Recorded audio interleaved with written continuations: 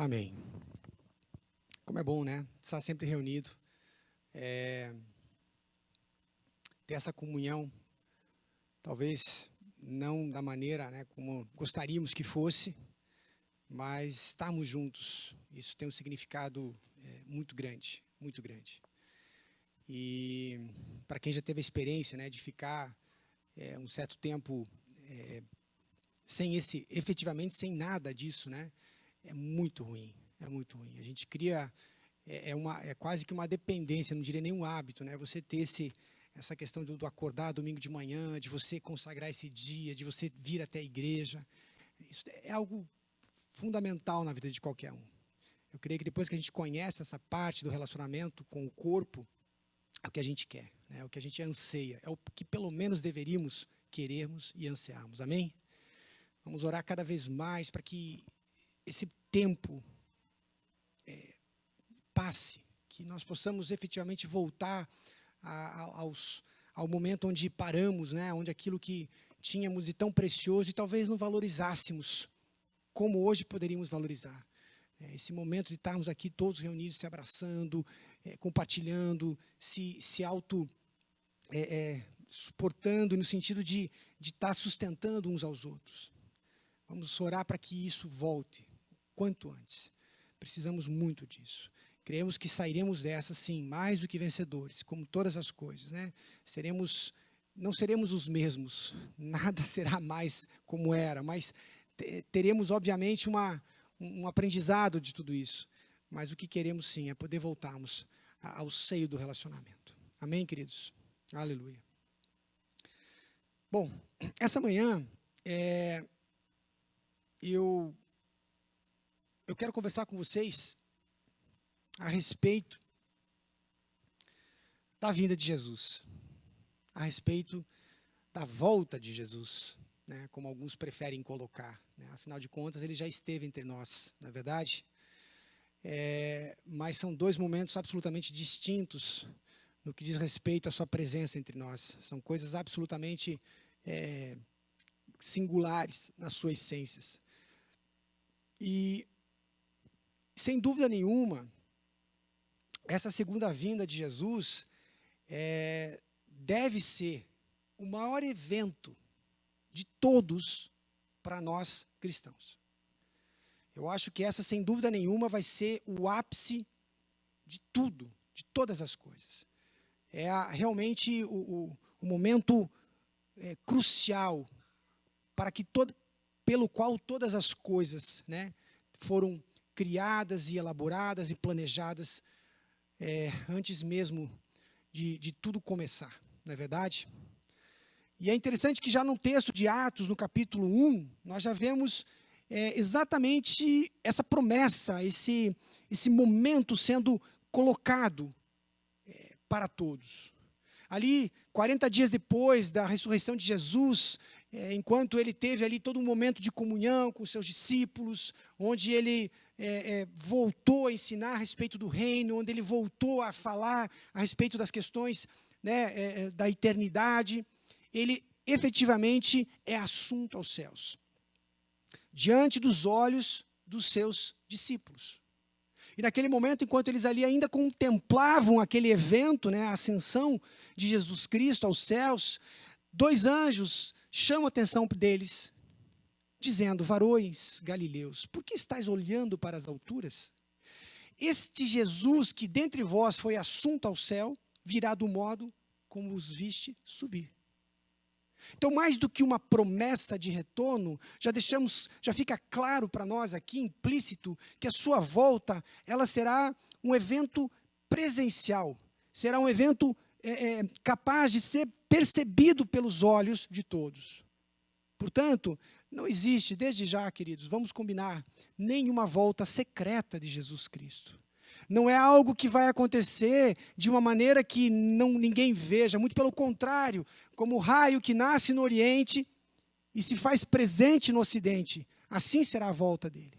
Algo que todos serão capazes de perceber e ver. Assim como ele foi, e vocês viram e presenciaram pessoalmente, assim vocês verão ele voltar, amém? É o primeiro princípio de todas as coisas. E nós sabemos, sim, que apesar de a sua primeira vinda, como já falamos agora, ela ter sido, de certa forma, simples, não é verdade? Desde do seu nascimento, toda a sua trajetória aqui, ela foi bastante humilde, bastante simples. Eu creio que sim, tem um propósito em todas as coisas. Mas ela também foi marcada por sinais e maravilhas, não é verdade? O seu ministério, nos últimos 3 anos de vida, foi absolutamente sobrenatural, maravilhoso. Mas a sua volta, a sua segunda vinda, queridos, definitivamente, ela será muito maior. Ela será muito mais esplendorosa do que tudo. Não há como descrever isso.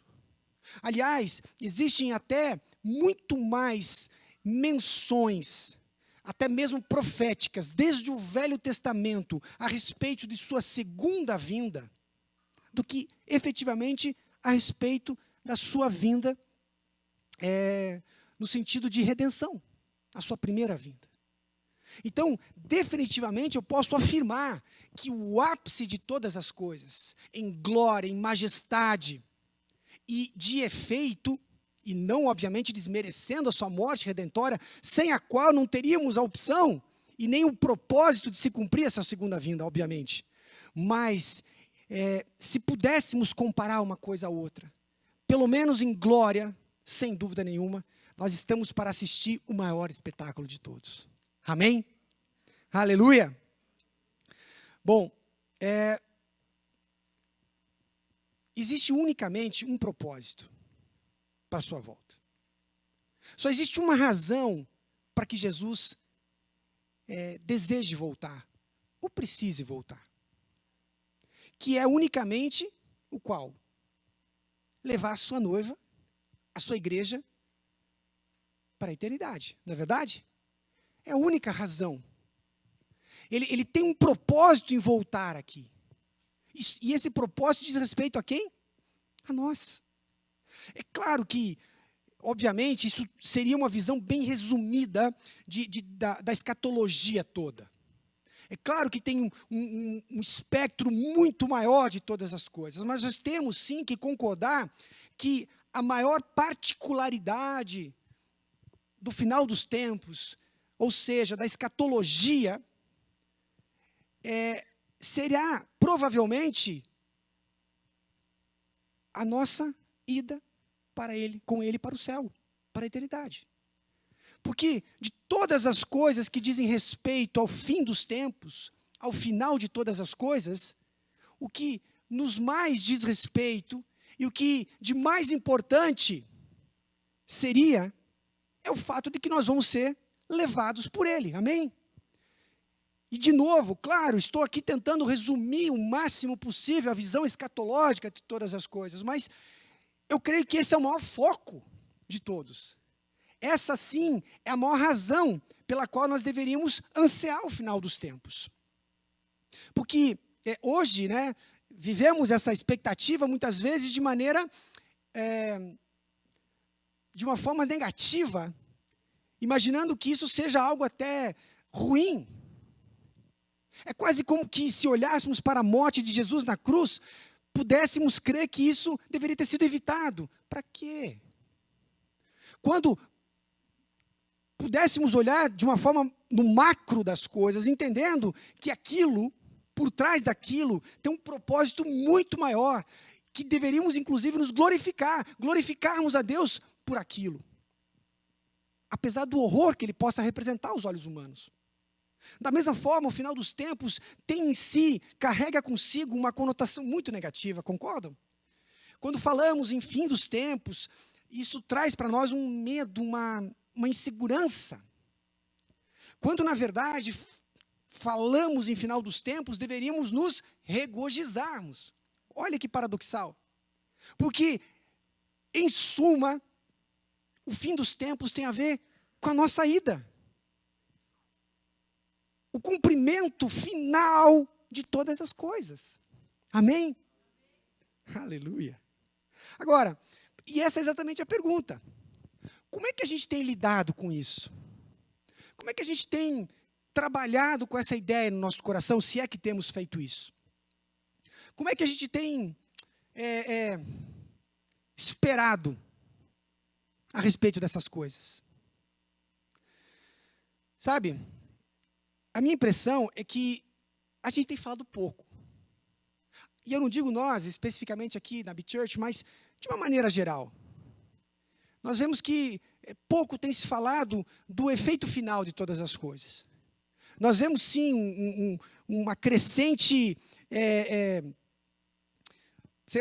preocupação ou uma busca de muitos teólogos, ou pelo menos que se denominam teólogos, né? A gente vê nas redes sociais e no YouTube, enfim, uma tentativa de explanar a respeito do final dos tempos, mas através de um espectro que, queridos, é desnecessário. Querer desvendar certas coisas ou querer focar unicamente em questões apocalípticas, propriamente ditas, sabe? Aquela questão de hollywoodiana.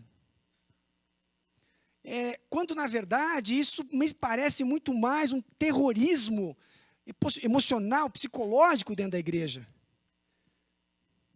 O fato maior, eu acho que o principal foco escatológico deveria ser esse. O retorno, mas mais do que isso, a nossa ida. A nossa passagem de ida. Vamos procurar ficar com isso em mente por alguns minutos, pelo menos, enquanto a gente conversa um pouco mais até o final disso. Porque se a gente começa a analisar, e eu acho isso muito interessante, padrões. Nós imaginamos que porque vivemos no século XXI, né, com tantas coisas à nossa disposição, a gente deveria olhar com olhos, sabe, misericordiosos ou muito distantes para a chamada igreja primitiva, a igreja do primeiro século. Quando, na verdade, quanto mais estudamos o comportamento da igreja ao longo da história, nós vemos simplesmente padrões sendo repetidos. Porque, em suma, somos humanos. E a nossa humanidade, ela vai se revelando, né? Sempre. Ela vai se manifestando de um jeito ou de outro, naturalmente. E é interessante que, ainda no primeiro século, já logo depois da morte de Jesus, nos próximos anos que se seguiram ainda dentro do primeiro século, a crença dentro da igreja era que o retorno de Cristo era algo francamente, totalmente iminente. Eles criam, inclusive os apóstolos, até mesmo Paulo, é possível ver isso, no retorno de Jesus ainda na sua geração. Eles criam nisso de uma forma muito forte. E isso era algo assim fabuloso para eles. Porque a escatologia deles era essa. Hoje, quando falamos em escatologia, para quem não sabe, o estudo do final dos tempos, o estudo do fim, uma doutrina cristã, que foi sim adotada ao longo dos séculos, e eu vou explicar um pouquinho mais aqui na sequência, mas, na verdade, o início de todas as coisas era assim: Jesus subiu e ele já está voltando. Ele foi logo ali, mas ele já vem. E era isso. Então, eles queriam mais é que a coisa acontecesse mesmo. Acontece que eles até tinham uma espécie de um código entre eles. E diz respeito exatamente a essa palavra, Maranata. Muitos teólogos falam que essa era uma espécie de codificação entre os cristãos do primeiro século. Essa palavra, na verdade, é uma palavra do aramaico. E que, se for transliterada para nós, ela seria algo como: Nosso Senhor vem. Ou, Vem, Senhor, vem. Então, eles tinham uma espécie de um código entre eles. Jesus está vindo. Vem Jesus, vem Jesus, vem Jesus. Os caras acordavam de manhã, Maranata.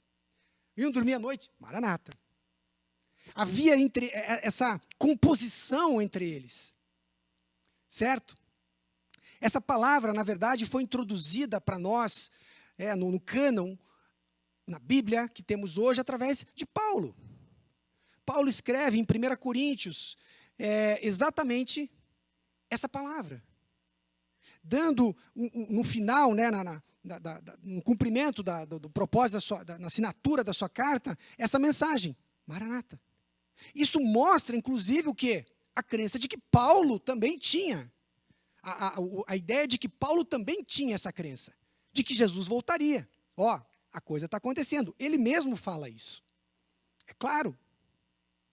Agora, tudo isso, por um lado, bom, mas por um outro, começou a se gerar uma certa confusão, em primeiro lugar.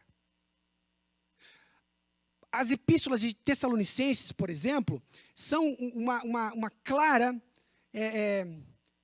menção a isso tudo. Houve, naquela igreja em específico, uma certa confusão a respeito do retorno de Jesus. Tanto é que, se formos ler as duas cartas, principalmente 2 Tessalonicenses, nós vemos ali, são epístolas eclesiásticas, mas elas têm um conteúdo escatológico muito grande mesmo. Paulo fala muito profundamente, principalmente em 2 Tessalonicenses, a respeito, inclusive, da ordem das coisas, da chamada agenda escatológica de Deus, a sucessão dos eventos. Mas não é esse o ponto que eu quero abordar aqui.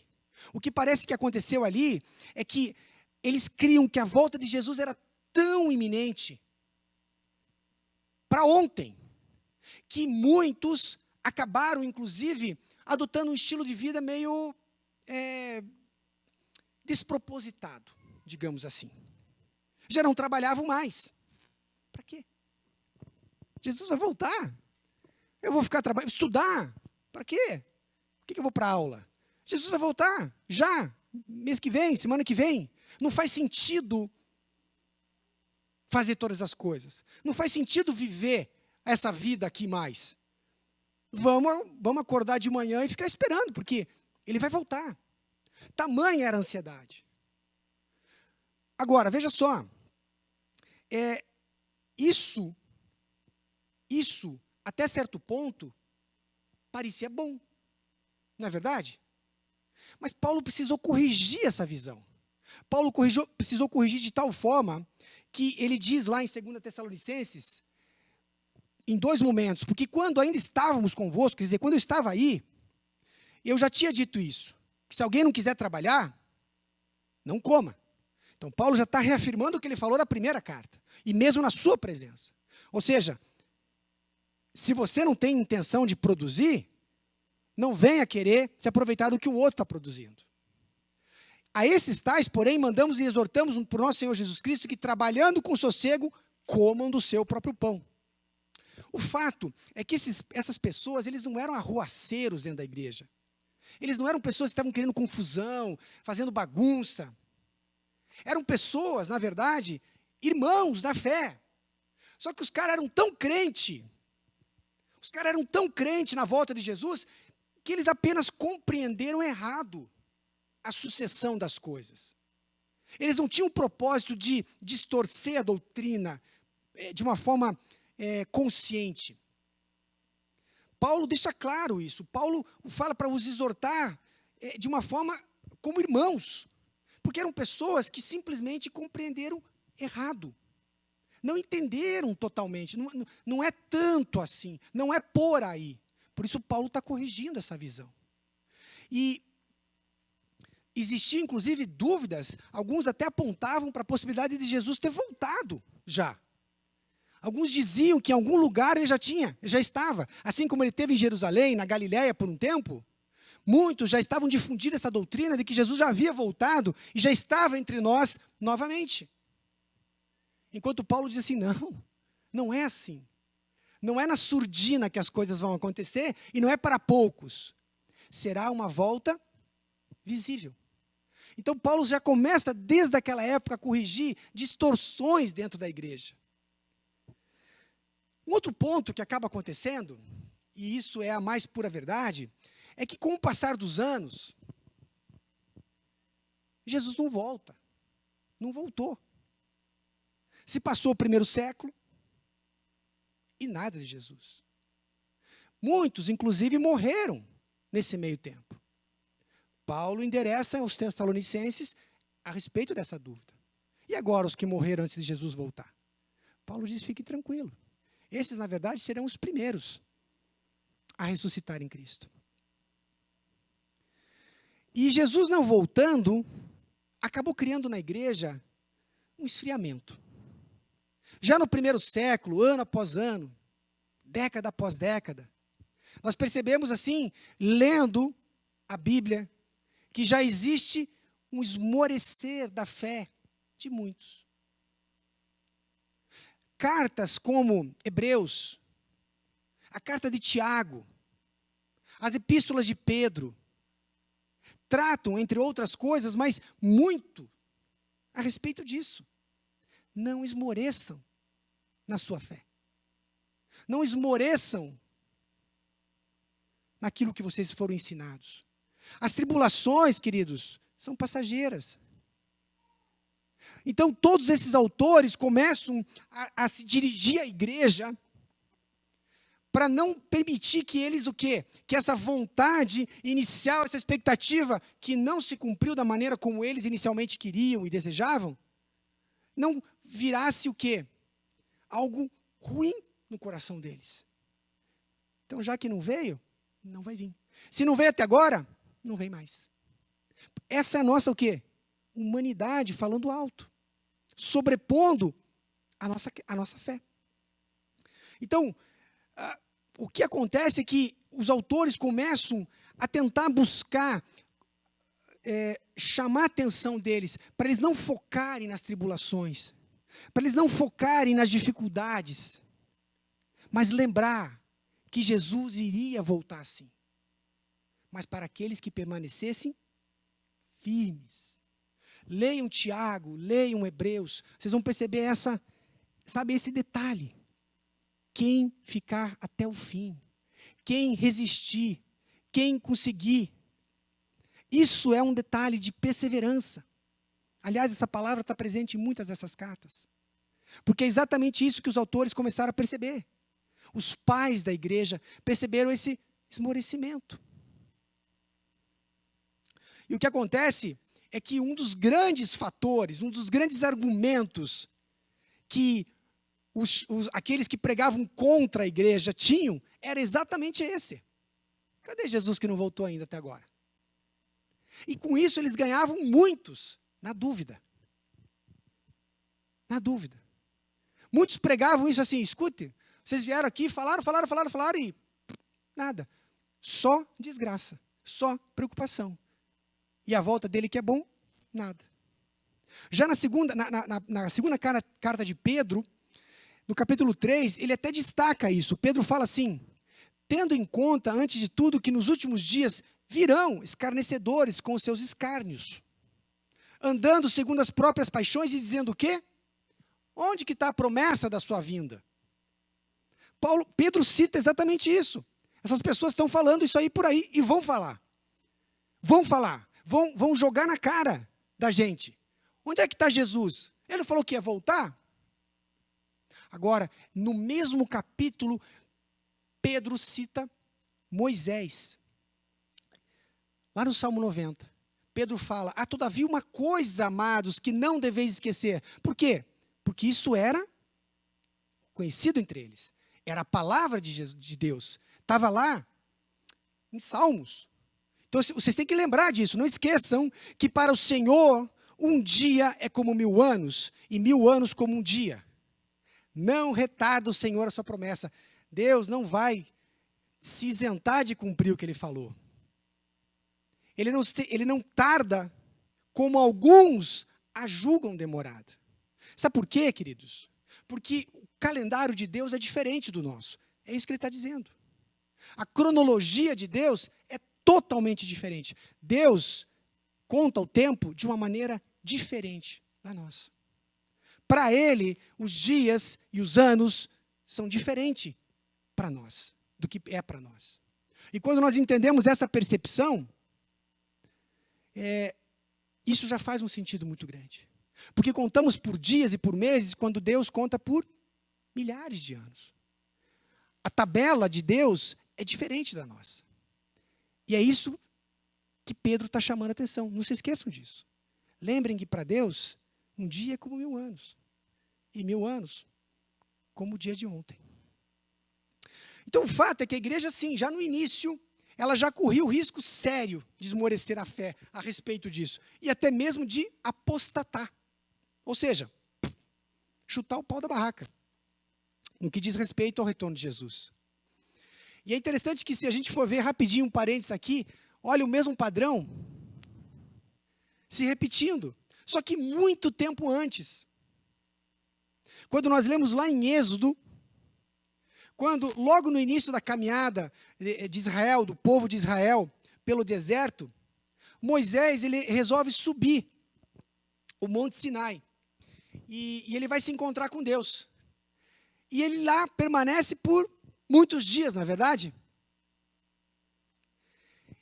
A palavra diz assim: então, achando que Moisés tardava em voltar, o povo faz um bezerro de ouro e começam a adorá-lo como se fosse um Deus.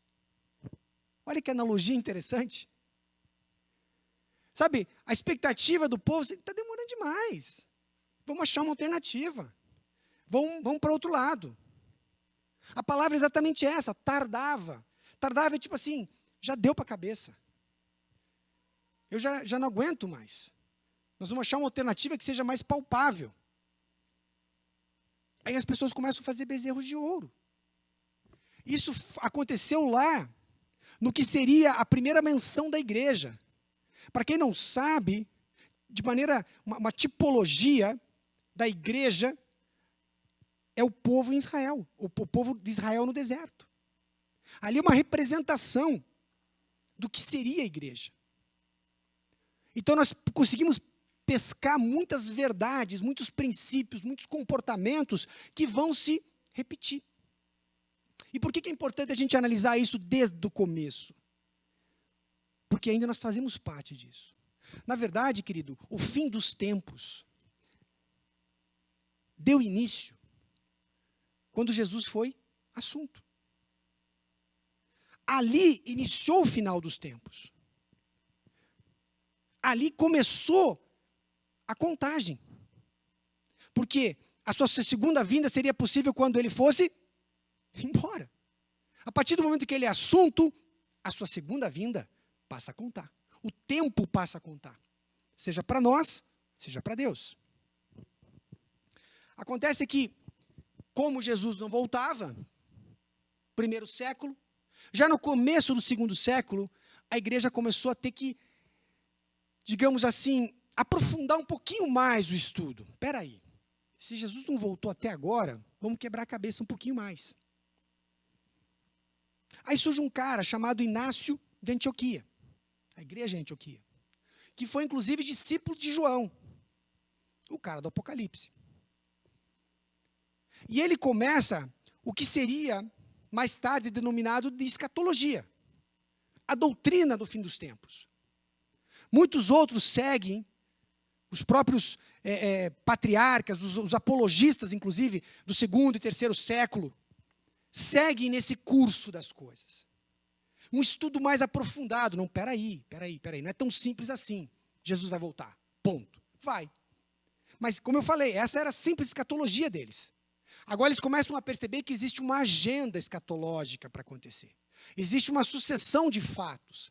As Escrituras, o Novo Testamento está sendo organizado, não ainda de maneira canônica, reconhecida, mas as cartas já eram disseminadas pelas igrejas.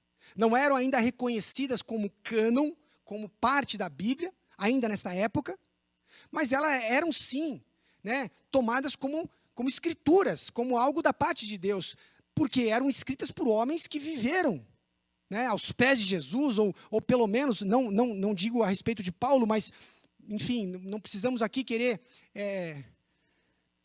falar a respeito dele, na verdade, da sua autoridade apostólica. Portanto, essas cartas tinham um efeito ali de um estudo maior da escatologia. E aí começou-se a entender que precisávamos trabalhar melhor com isso. Mas, infelizmente, os séculos se passaram e Jesus não volta. E aí a igreja meio que deixa de lado isso. Uma série de outras questões, a própria perseguição da igreja, né, ao longo dos primeiros séculos, quarto, quinto século. Tudo isso gera, na verdade, um esquecimento desse processo. E ao longo de todo o tempo, até mesmo com a reforma protestante do século XVI, não parece ter sido um dos grandes pontos, um dos grandes fundamentos dos reformadores. Foi sim falado a respeito disso, foi sim se posicionado, um aqui, um ali, mas não foi definitivamente uma das principais razões, motivações a respeito disso até o século XIX, com esse movimento de avivamentos que começou na América do Norte, onde os pregadores passaram de novo a bater nessa tecla. A volta de Jesus. A volta de Jesus. Jesus vai voltar, lembram? Começaram a chamar a atenção das pessoas. Só que aí, uma outra situação começa a acontecer na igreja. As pessoas começam a se dedicar de uma maneira muito ferrenha, sabe? Quando isso ia acontecer? Como isso ia acontecer? A maneira exata, querendo interpretar coisas assim que fogem da nossa realidade, principalmente em relação ao quando. Mas antes disso, começou a surgir questões, por exemplo, doutrinas em relação a como que Jesus tomaria a igreja. Como que nós efetivamente seríamos levados.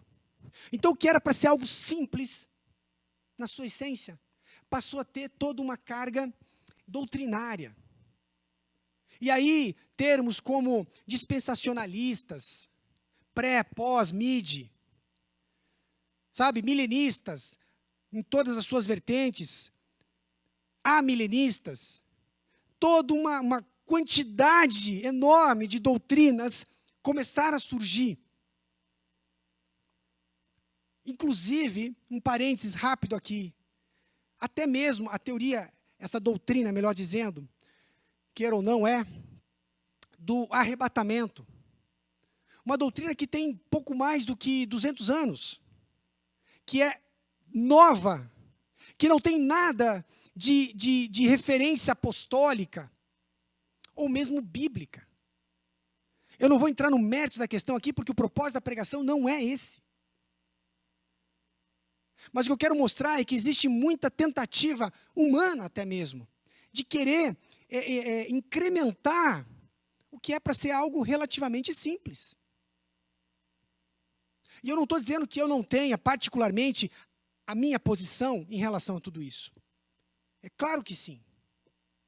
Mas eu não estou aqui disposto a lançar doutrinas dentro da nossa igreja. Dizendo, a B-Church é tananã. Porque não seria justo. Sem antes a gente poder fazer aqui uma explanação que poderia levar horas, semanas, meses, para que cada um de vocês tivessem a oportunidade de selecionar isso. E de novo, será que é esse o propósito? Será que é para isso que fomos chamados? Sabe, eu creio que de uma maneira geral, nós simplesmente, principalmente eu me coloco nisso como pastor de vidas, como formador de opiniões, como responsável por mostrar um caminho. Eu tenho, digamos, o dever de lembrá-los, ou talvez relembrá-los, né, de todas as coisas concernentes em relação à eternidade. Porque nesse final de tempos, no final dos tempos, é o que realmente importa. É o que realmente importa. Então, Pedro mesmo escreve a respeito disso lá em 2 Pedro. Deixa eu ver se eu coloquei aqui.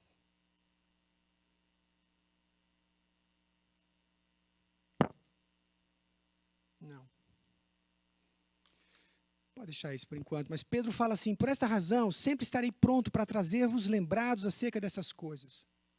Sempre. Pedro está aqui falando sobre escatologia.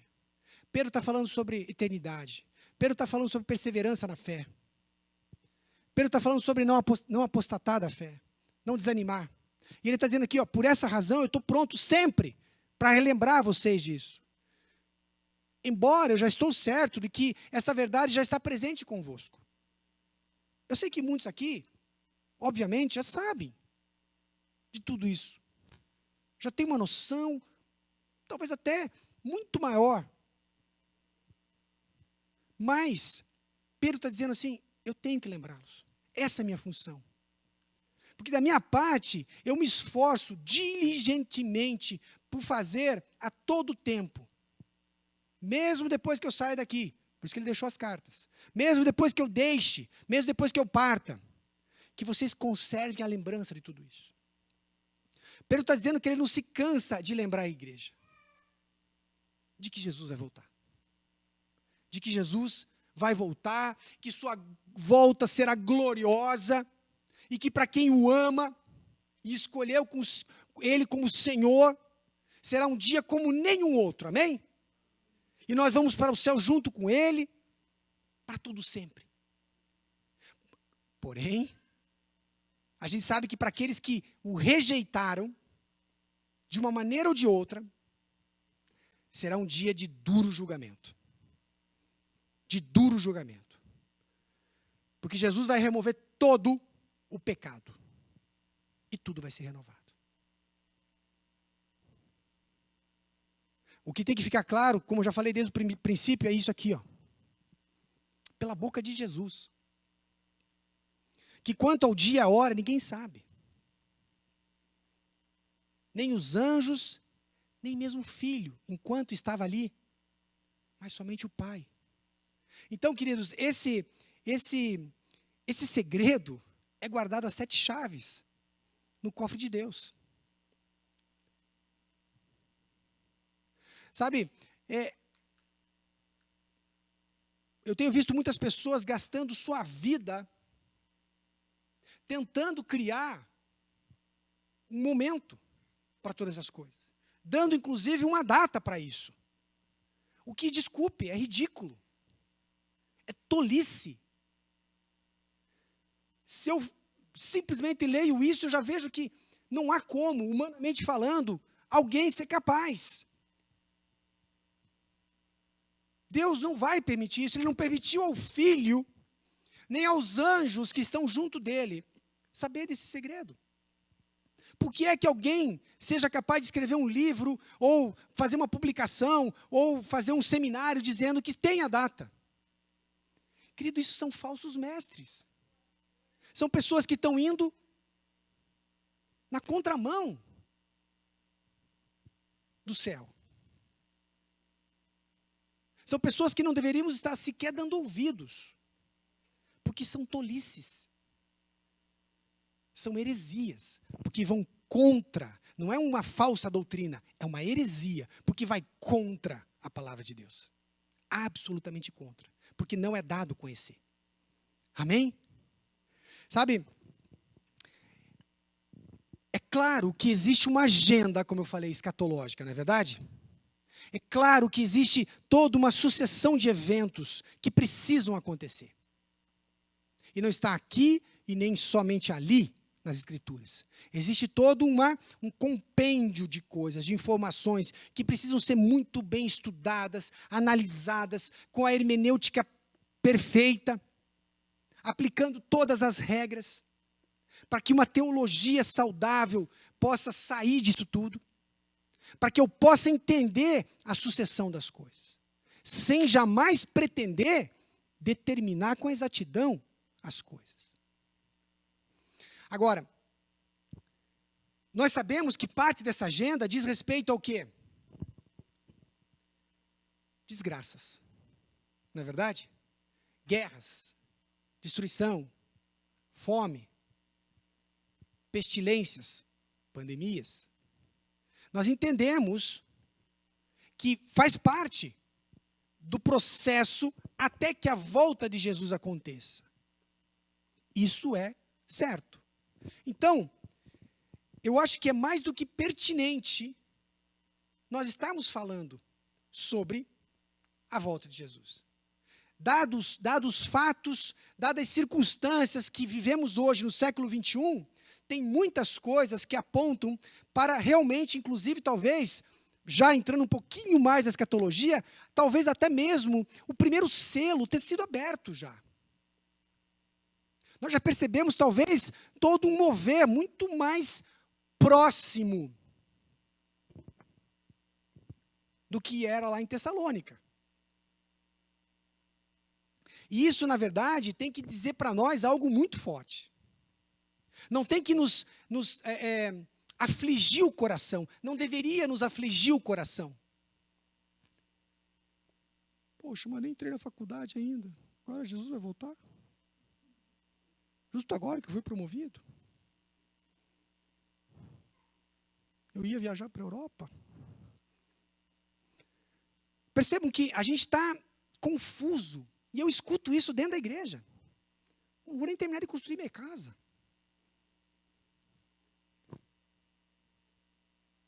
Parece até cômico. Mas a igreja está confusa em relação a isso. Na verdade, tudo isso deveria ser legal. Que bom. Que venham as guerras. Amém?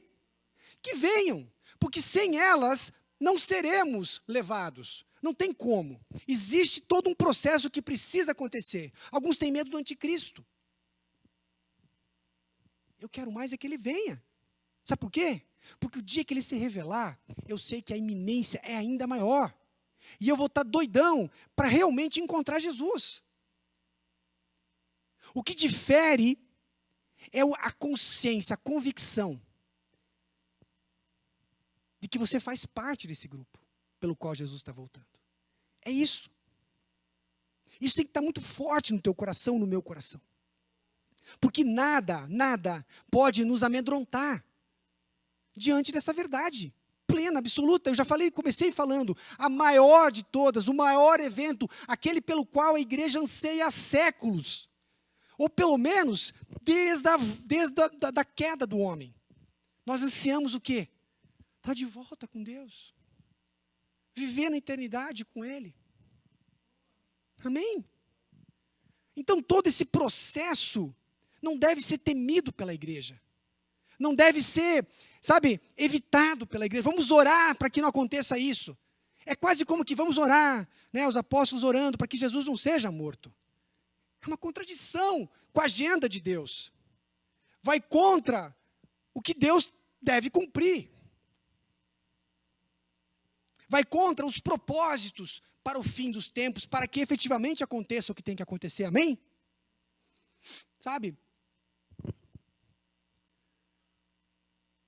Nós precisamos meditar isso como igreja. E mais do que a gente se preocupar, e eu não digo isso até no sentido de desmotivá-los ao estudo da igreja, da palavra. Eu mesmo estou envolvido num grupo de estudos agora a respeito do final dos tempos. E é muito interessante tudo isso. Eu creio que nós precisamos conhecer essas coisas. Até para sermos o quê?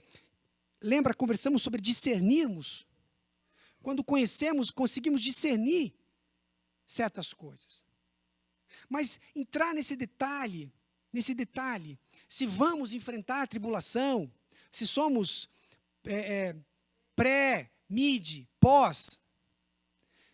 Queridos, o que importa é que se nós vamos enfrentar, se você crê que nós vamos enfrentar a tribulação, eu diria para você, esteja preparado para isso.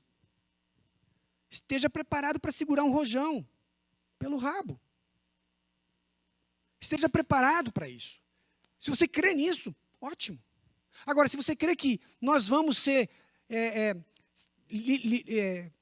digamos assim, isentos dessa tribulação, guardados por Jesus nesse momento, ótimo. Esteja pronto para isso. Esteja pronto para ser guardado. Então esse é o ponto. Não importa se iremos atravessar, se sermos isentos até a metade, ou durante toda a tribulação. Todas essas vertentes nos levam só a uma questão: estarmos preparados e prontos para irmos com Jesus. A vinda de Jesus, a escatologia toda, é resumida nisso. Quando eu vejo certas igrejas promovendo seminários a respeito disso, eu acho isso, como falei, tem o seu propósito. Mas deveríamos estar batendo mais no preparo da igreja para isso, do que formando pensadores dentro da igreja. Separando, agora eu não, eu sou mid. Como assim, irmão? Sou pós. Não, eu acredito no milênio. Que isso, cara? Sou milenista puro, de carteirinha. Começa a se criar uma vertente, e eu acho que as discussões são sempre bem-vindas. Tudo que diz respeito à palavra é saudável, é edificante. Nos leva, né, a meditarmos mais profundamente. Mas sem jamais criarmos o quê? Sabe? Pensadores. Pensadores. A igreja não precisa disso. A igreja não se beneficia disso. Nós precisamos, sim, estar preparados para esse encontro. Ou talvez um reencontro. Não é verdade? Um reencontro com o nosso Criador. Um reencontro com a nossa natureza, que é espiritual. A imagem e semelhança dele. Amém? Sabe? Uma escolha de não ficar de fora. De não ficar de fora. Mas de seguir no curso. Atentando para toda essa sucessão de eventos. Mas absolutamente seguros de que as nossas lâmpadas estão o quê?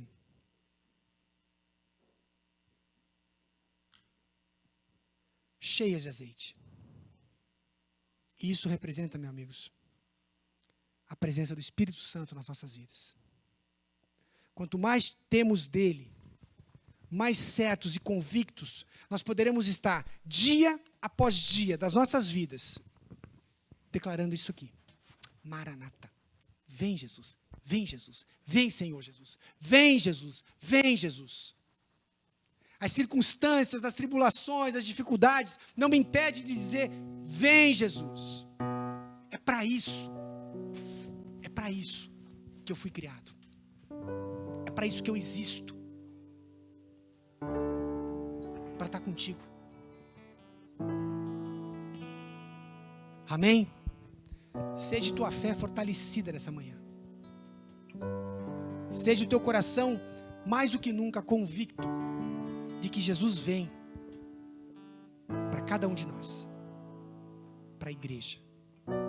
Uma igreja que anseia e que não se incomoda com nada a não ser o foco único, deslumbrante,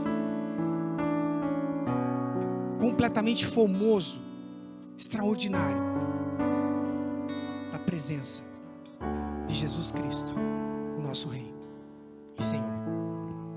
Amém?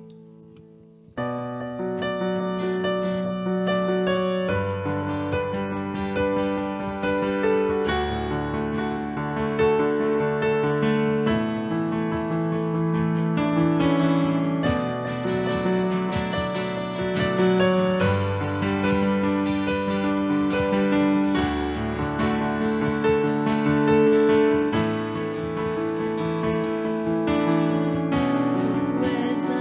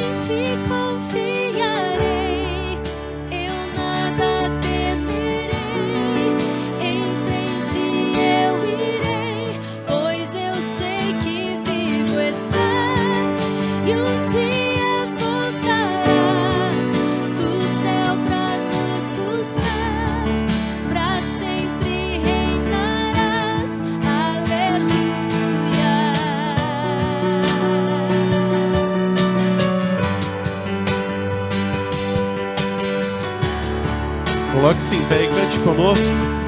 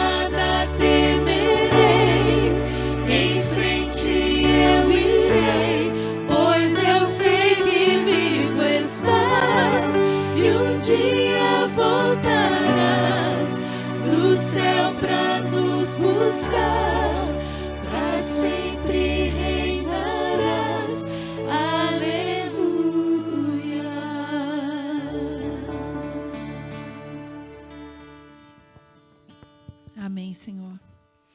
Amém. Maranata, vem, Senhor Jesus. Estamos prontos, amém? É isso que nós temos que buscar a cada dia em nossa vida. Estarmos prontos hoje, no dia que se chama hoje, para a sua volta. Amém? Que Deus abençoe a vida de cada um nessa cidade, todos que estiverem ouvindo essa pregação. Que Deus abençoe a sua vida. Que Deus envie anjos até onde você está, cuidando de você, da sua família. Nós pedimos, Senhor Deus, que toda enfermidade caia por terra em nome de Jesus. Nós declaramos saúde sobre o teu povo, Pai, em nome de Jesus, Pai. Eu abençoo a semana de vocês, que vocês tenham uma semana abençoada na presença do Pai. Amém? E no domingo que vem, às 10 da manhã, estaremos aqui. Be Church, vem ser igreja com a gente. Amém?